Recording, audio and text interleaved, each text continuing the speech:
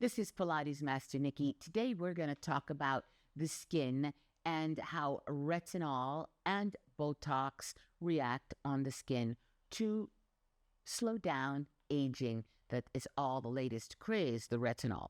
So retinol is really vitamin A.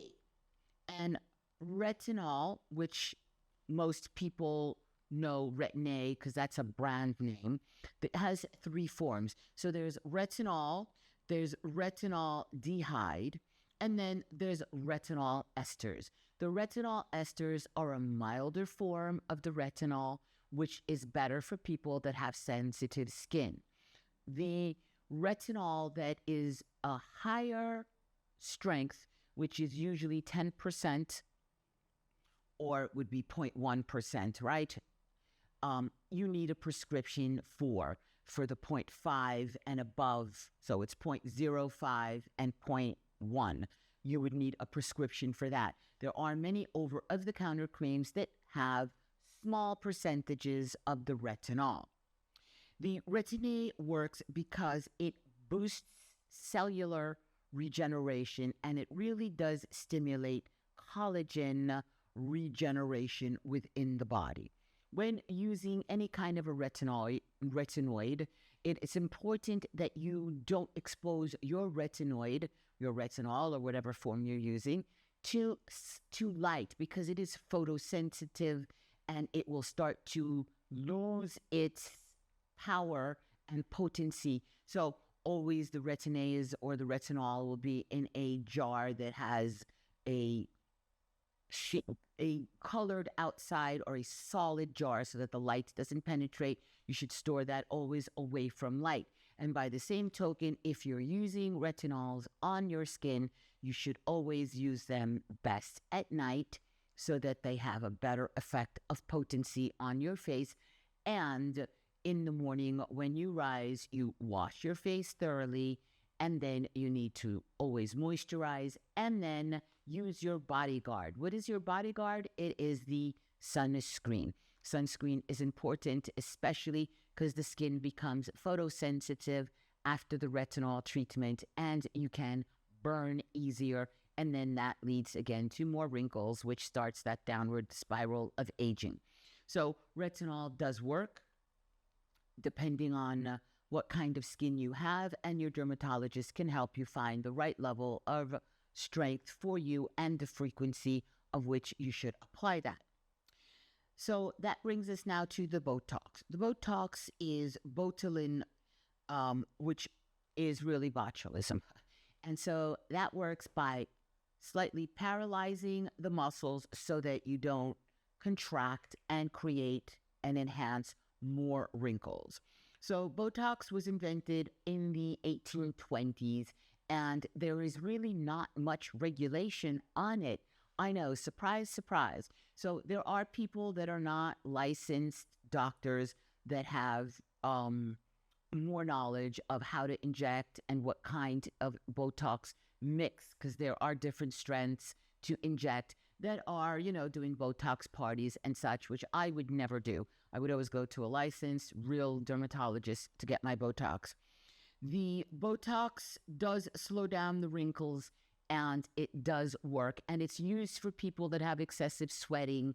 It's used for people even that have pain. So people that have muscles that are too active and create pain and tension go for Botox injections. And yes, it does help with that hypertonic muscle, along with good Pilates and physical therapy to help you have less pain caused by that hyperactive muscle. New studies, though, that have been done, especially in Switzerland, have found that the Botox does cross what is called the blood-brain barrier. And the experiments have shown that even small layers of Botox eventually do end up in the brain. And so the studies are ongoing, and like I said, Botox is not really regulated like you think it would be seeing that it's so potent. So you may have heard stories that people get bad injections and their eyes drop and their face drops. The good news is that it's temporary. There have been people that have had anaphylactic shock from Botox. It's very small and all of that. But still, it is always a risk when you inject a poison into your body. So, as we talk about the Botox that has crossed the brain-blood barrier, it's important to remember that the less frequency that you do the Botox, the better. It is supposed to last 6 months. And of course, there are some of us that want to go every 3 months, the moment that you see the slightest movement of your eyebrow or the tiniest wrinkle, and you're running to get the Botox. And you should really stop and consider the implications, because the Botox does end up in the central nervous system. So the studies in Switzerland have discovered that the part of the brain that is affected by the Botox is the same part of the brain that does the mapping for the hands. And the hands are important for us as humans because they are one part of our body that has the highest amount of articulation, sensitivity, and control. And the Botox has found to slow down your sensitivity and the control of your hands. The Botox has also been found, obviously, to reduce your facial expressions. And so what happens is the body is super programmed to pick up on the slightest expressions for us to read other people's emotions. So you may not even realize that, but you can feel someone's emotions by looking at their expressions.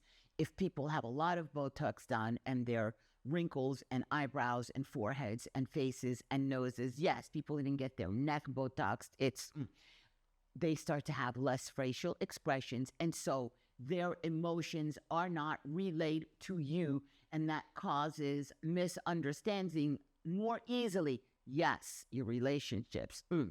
And the science today, now, in this year, has been proven that people that have Botox feel their own emotions less. They start to lose empathy for other people. They start to feel their own emotions less because the way that the body is trained to read emotions in others, your natural instinct of surprise to open the eyes so that you can see better, so that you have more protection, and all of these things that are done in your body that you don't even know your facial expressions, they slow down your emotional response to life. So you will feel less as you express less. This is why people that are big actors and people that are speakers that need their facial expressions always do less or very little Botox, because emotions cannot be relayed as well without these little expressions.